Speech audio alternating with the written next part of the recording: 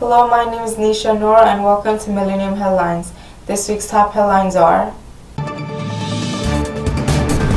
man charged after 12 girls found in his house in Pennsylvania. Islamic State suffers setbacks in Iraq.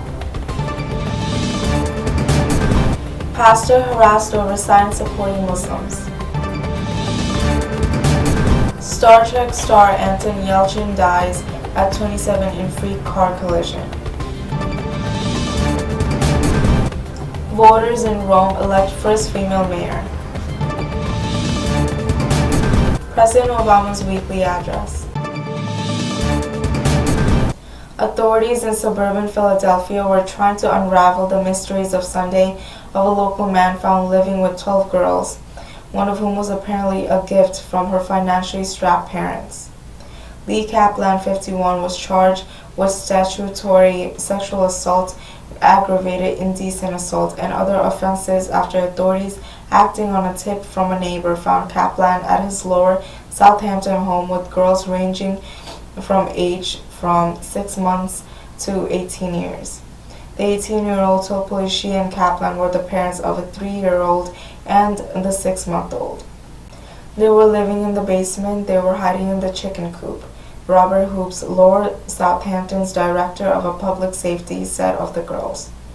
He added that the children apparently were homeschooled, that musical instruments and homework were found in the basement. Police with search dogs spent the weekend sifting through the property for clues. Authorities were trying to determine the identity of the other 9 girls in the house, including possibility that all the girls were related. They were living down in the basement. They were hiding in the chicken coop. Once in a while would try and say hi to the girls, and like he would come to the door and they would go running into the house. You can't just go into somebody's house. There wasn't enough proof, I guess. They just look sad and fearful every time you see them. That's what made me call. Just an instinct. I just felt like I wasn't going through another summer where everybody should be outside kind of thing and not see those little girls. What I have found in the news is really unbelievable for me. Islamic State militants struggled to hold ground on two fronts Sunday as Iraqi troops drove out pockets of resistance in Fallujah, while Syrian government forces pressed closer to the effective militant capital of Raqqa. The military gains, however, have done little to improve the dire humanitarian crisis facing the region. In Iraq, the Amiria Fallujah District Council said security forces had liberated more neighborhoods in northern Fallujah from Islamic State control, killing dozens of militants. District Council member Qadir al-Rashid told IraqiNews.com that security forces detonated multiple suicide bomb vehicles. The gains were announced 2 days after elite Iraqi forces, backed by U.S.-led coalition airstrikes, punched through Islamic State defenses in Fallujah, seizing the municipal compound and other buildings in the center of the city. The breakthrough brought momentum in the offensive that has raged for weeks, Iraqi officials said. Caroline Gluck, spokesman for the United Nations High Commissioner for Refugees, said refugee camps were overwhelmed in recent days as thousands of Fallujah families sought safety from the fighting. Agencies are scrambling to respond to the rapidly evolving situation. Bruno Guerrero, the UNHCR's representative in Iraq, said in a statement, "We're bracing ourselves for another large exodus in the next days as we estimate that thousands more people remain trapped in Fallujah." In Syria, where humanitarian issues have been equally dire, government forces advanced to within a few miles of the Islamic State occupied Antakya Air Base, the Associated Press reported. The base, about 30 miles from Raqqa, was overrun by militants almost 2 years ago. Government forces also recaptured the nearby Tara oil field, the AP said. The Syrian gains came days after more than 50 officials with the U.S. State Department signed a confidential document calling for targeted military strikes against Syrian forces with the goal of regime change, the New York Times first reported. The official cited continued breaches by Syrian forces of a ceasefire agreed designed to protect U.S.-backed Syrian rebels seeking to oust President Bashar Assad. A Pennsylvania pastor here said his church has received hand-up phone calls after a school board member took issue with the church's sign wishing a blessed Ramadan to his Muslim neighbors and posted a photo of the sign on social media. Matthew Jensen, who was an elected delegate to the Republican National Convention, left a message on the Reverend Christopher Rodke's voicemail last weekend that he was shocked to see the sign in front of St. Paul's United Church of Christ in Dallastown, Pennsylvania. In the message he called, "It is unbelievable that you would wish them a blessed Ramadan," he said in the message. He also said he would post a picture on social media so everyone could see it. His post included the church's phone number. Jensen said Friday that he snapped in the voicemail message and realized that he did not identify himself. He later called the church to leave his name and phone number. He said he was not trying to do something that was intimidating and he wanted to confront it. Rodke said Friday that he did not return Jensen's phone call, saying he doesn't know what good would come of the conversation at this point. Rodke said he posted the message on the sign because he thinks Muslims in the community are the favored scapegoat of the religious right. "This is a church that is interested in religious tolerance," he said. The pastor said he did receive a letter of support for the sign from someone outside of the church. Rodke described Jensen's message as very angry and misinformed. The pastor also read some of Jensen's view posted on Twitter, and he said he's surprised Jensen serves on a school board. Jensen said he has driven past the church many times and has seen disturbing things on signs. But this one was over the top as far as I was concerned. To him, Jensen said the message was blasphemous. If you want to have a conversation, I'll certainly engage you in one, he said. I don't see Islam or the Muslim belief. I don't see it as legit, he said. He said the day after he left the message for the pastor, 49 people were killed by radical Islamists. Police have said one man killed partygoers at Pulse nightclub in Orlando. He also said he thinks the United States has a flawed immigration system and he's unapologetic Donald Trump supporter. Rodkey wrote a letter to the editor about the voicemail message and expressed his concern about where society is. Celebrating the founding fathers and constitution of our country in one breath for targeting and publicly condemning a particular religious group is seen as consistent, courageous, and acceptable, he wrote. The phobia is Islamophobia, he said. Rodkey said he called the York County Republican Committee, and the pastor said he was told that Jensen's position was not the position of the Republican Committee. The chairman of the local Republican Committee could not be reached for comment Friday evening. Rodkey said he called the Spring Grove Area School District, on whose board Jensen sits, about the message. The president and vice president of the school board could not be reached for comment Friday evening. For the radical practice of wishing our neighbors who are Muslim a blessed Ramadan. We've had a lot of calls of support. We've had some calls that you could say weren't so supportive. The whole episode has unveiled the ugliness and the racism that lies just beneath the surface in our community. But I don't care. The gospel of love, the gospel is love God, love your neighbor. So out of darkness, let us find light. Out of ugliness, let us find beauty. Out of all the messiness, let us learn to love the messiness. Out of all of our pain and all the suffering and war, let us at some time arrive to a time of true peace. And out of all the hate that characterizes our time at this point in history, let us respond how Jesus taught us. Love God, love your neighbor. I'll wish my Muslim neighbors a blessed Ramadan until it ends on July 5th. For our Orthodox Christians, today I wish them a happy Pentecost.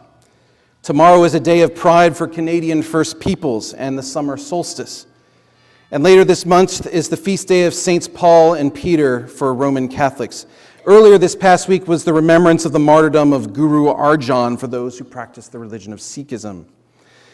The good news of Jesus is that I don't need to agree with your religion, and I don't need to recognize anything about your religion, and I don't need to know anything about your religion to wish you a blessed day. All that I am called to do is to love God, love your neighbor. In the name of the Father, and the Son, and the Holy Spirit. Star Trek star Anton Yelchin has died at 27 following a tragic and strange car accident early Sunday morning in Los Angeles. His publicist Jennifer Allen confirmed the news in a statement. Actor Anton Yelchin was killed in a fatal traffic collision early this morning. His family requests you respect their privacy at this time. Yelchin was pinned by his own car as he left his home in Studio City for a rehearsal, said Los Angeles Police Department spokeswoman Jenny Hauser. A fatal traffic collision occurred, Hauser said. It was the result of the victim's own car rolling backward down his steep driveway, pinning him against a brick mailbox, pillar, and security fence. The victim was on his way to meet his friends for rehearsal, and when he didn't show up, his friends went to his house where they found him deceased by his car, Hauser said. It appeared Yelchin had momentarily exited his car, leaving it in the driveway. Yelchin was trapped behind the car, causing the trauma which led to his death. The Russian-born actor was best known for playing Chekhov in the Star Trek reboot movies, including 2009's Star Trek and 2013's Star Trek Into Darkness. Yelchin had completed his role in Star Trek Beyond in theaters July 22nd, which is in the final editing stages. Voters in Rome elected their first female mayor on Sunday, choosing 37-year-old anti-establishment attorney who vowed to clean up local government amid corruption probes by city contracts, which about 16% of ballots counted. Virginia Raggi of the Five Star Movement led by an estimated 2-to-1 margin over her rival, Democrat Roberto Giachetti, who was backed in the city's mayoral runoff by Italian Premier Matteo Renzi, the Telegraph reported. Giachetti conceded defeat, the Associated Press reported, calling Raggi to wish her luck. In the first round of voting 2 weeks ago, Raggi won 35% of the vote to Giachetti's 24%. Dozens of people, including local politicians from the Democrats, right-wing parties, and other political forces, have been implicated in the corruption probes of city contracts, Associated Press reported. Raggi will take over a city deeply in debt. The BBC reported that at $15 million, Rome's debt is twice as big as its annual budget. The city has been without a mayor since October, when Ignazio Marino resigned over the scandal. A bigger scandal over alleged mafia influence in Rome's City Hall has fueled the upstart Five Star's rise. It has been campaigning against corruption since its founding in 2009 by comedian Beppe Grillo, and it's looking to establish itself as the main opposition party in the 2018 general election, the BBC reported. In other races, partial returns showed another female five-star candidate apparently heading to an upset victory over Turin's incumbent mayor, a Democrat. Giora Appendino was poised to upset incumbent mayor Piero Ficino, the Telegraph reported. Giuseppe Sala Renzi's candidate in Milan was clinging to a tight lead in exit polls with a predicted 51% of the vote.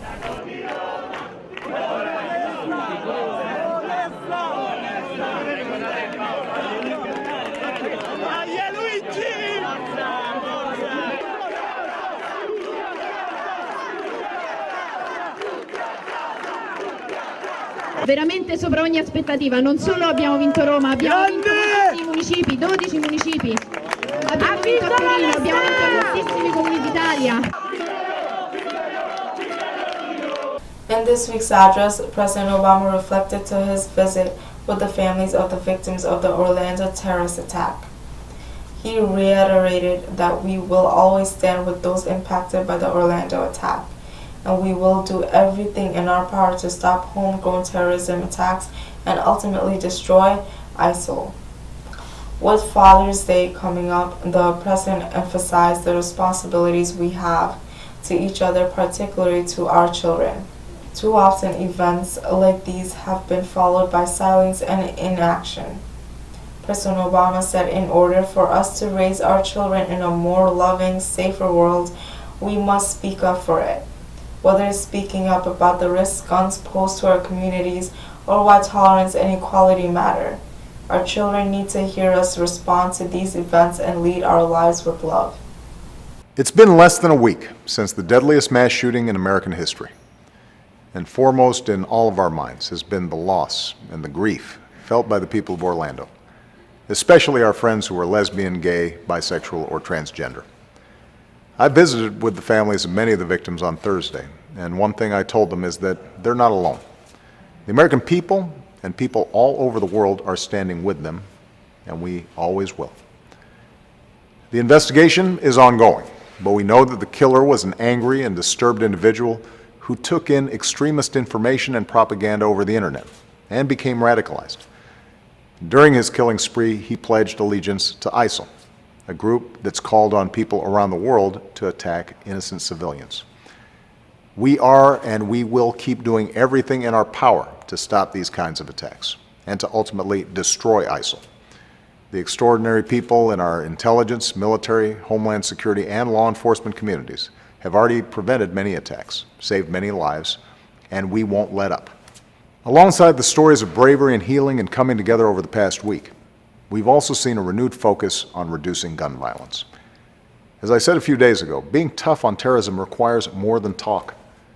Being tough on terrorism, particularly the sorts of homegrown terrorism that we've seen now in Orlando and San Bernardino, means making it harder for people who want to kill Americans to get their hands on assault weapons that are capable of killing dozens of innocents as quickly as possible. That's something I'll continue to talk about in the weeks ahead. It's also part of something that I've been thinking a lot about this week, and that's the responsibilities we have to each other. That's certainly true with Father's Day upon us. I grew up without my father around. While I wonder what my life would have been like if he had been a greater presence, I've also tried extra hard to be a good dad for my own daughters. Like all dads, I worry about my girls' safety all the time, especially when we see preventable violence in places our sons and daughters go every day. Their schools and houses of worship, movie theaters, nightclubs as they get older. It's unconscionable that we allow easy access to weapons of war in these places. And then, even after we see parents grieve for their children, the fact that we as a country do nothing to prevent the next heartbreak makes no sense. So this past week, I've also thought a lot about dads and moms around the country who've had to explain to their children what happened in Orlando. Time and again, we've observed moments of silence for victims of terror and gun violence. Too often, those moments have been followed by months of silence, by inaction that is simply inexcusable. If we're going to raise our kids in a safer, more loving world, we need to speak up for it. We need our kids to hear us speak up about the risks guns pose to our communities and against a status quo that doesn't make sense. They need to hear us say these things even when those who disagree are loud and are powerful. We need our kids to hear from us why tolerance and equality matter, about the times their absence has scarred our history and how greater understanding will better the future they will inherit.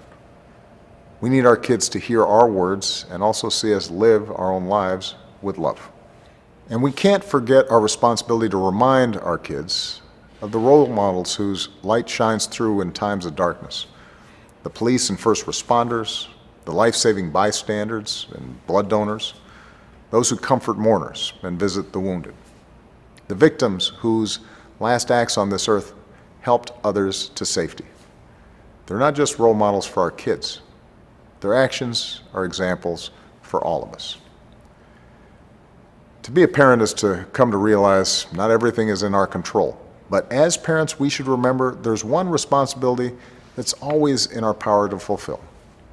Our obligation to give our children unconditional love and support, to show them the difference between right and wrong, to teach them to love, not to hate, and to appreciate our differences not as something to fear, but as a great gift to cherish. To me, fatherhood means being there. So in the days ahead, let's be there for each other. Let's be there for our families and for those that are hurting. Let's come together in our communities and as a country. And let's never forget how much good we can achieve simply by loving one another. Happy Father's Day to all the dads out there, and have a great weekend. Now the details to this week's top headlines. Man charged after 12 girls found in his house in Pennsylvania. Islamic State suffers setbacks in Iraq. Pastor harassed over signs supporting Muslims.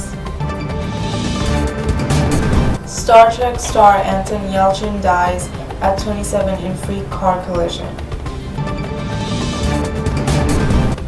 Voters in Rome elect first female mayor.